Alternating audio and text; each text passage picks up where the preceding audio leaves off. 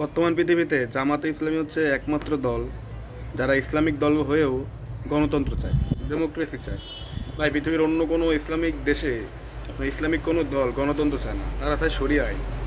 জামাত দেখবেন তারা গণতন্ত্র চায়। মাঝে দেখলাম যে জামাতের একজন বুদ্ধিজীবী তিনি বলছেন যে আমরা গণতান্ত্রিকভাবে শরিয়া আইন প্রতিষ্ঠা করব। কীভাবে ভাই, এটা কি সম্ভব?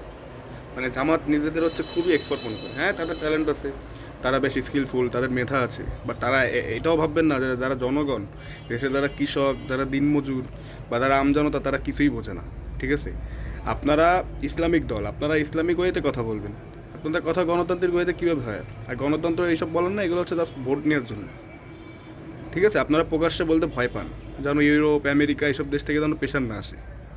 আপনারা তাদের সাথেও লেয়াজু করেন, বাংলাদেশের জনগণকেও ইসলামের দোয়াই দেন, মানে ইসলামকে জাস্ট ইউজ করেন যখন যেরকম ইসলামকে ইউজ করেন। এই যে সামনে ভোট আসছে, দেখবেন বাংলাদেশের রাজনীতিবিদরা টুপি মাথায়, আর মহিলা হলে সে হচ্ছে মাথায় স্কার্ফ, মানে একদম হিজাবি মহিলা।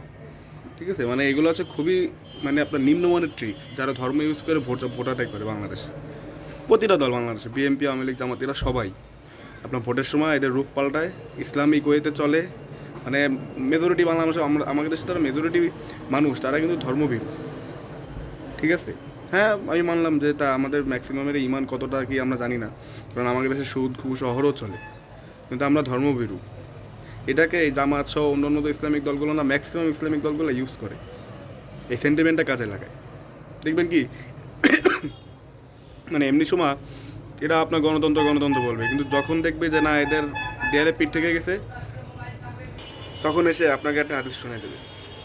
এই হাদিস দিয়ে আপনার বাংলাদেশের ম্যাক্সিমাম লোকের সেন্টিমেন্টের আদায় করার চেষ্টা করবে এদের পক্ষে, এবং এদের সেন্টিমেন্ট আদায়ও শেষ, কাজও শেষ। এরা দেখবেন কি এই হাদিস ওরা নিজেরাই মানানো। তো বাংলাদেশে যারা ম্যাক্সিমাম আপনার ইসলামিক দলগুলো রয়েছে, তাদের মধ্যে কিন্তু ঝামেলা রয়েছে, তারা কেউ এক না। যেমন দেখবেন জামাত ইসলামীকে অনেক অন্যান্য ইসলামিক দলরা বলে যে না, ওরা প্রকৃত ইসলামিক দল না, বা জামাত ইসলামী এদের বলে যে এরা প্রকৃত ইসলামিক না। মানে নিজেদের মধ্যেই সমস্যা, তো মানুষ ভোট দেবে কীভাবে? এর জন্য লাস্টে কী হয় যে আপনার ইসলামিক দলগুলো ভোট পায় না, এই ভোটগুলো চলে যায় কিসে? আওয়ামী লীগ, বিএনপিতে। তারা এই ভোটগুলো খুব সহজে ইজিলি পেয়ে যায়। তো জামাতকে তাদের নিজস্ব যে স্ট্যান্ড, সেটা ক্লিয়ার করতে হবে যে তারা আসলে কী চায়, তারা ক্ষমতা আসলে কী করবে, গণতান্ত্রিক হতে দেশ চলবে নাকি ইসলামিক হতে। আর যদি গণতন্ত্রই তারা মানে, তাহলে তারা কোনো ইসলামিক দল না, কারণ ইসলামিক গণতন্ত্রের জায়গা নেই। Loud and clear. ধন্যবাদ।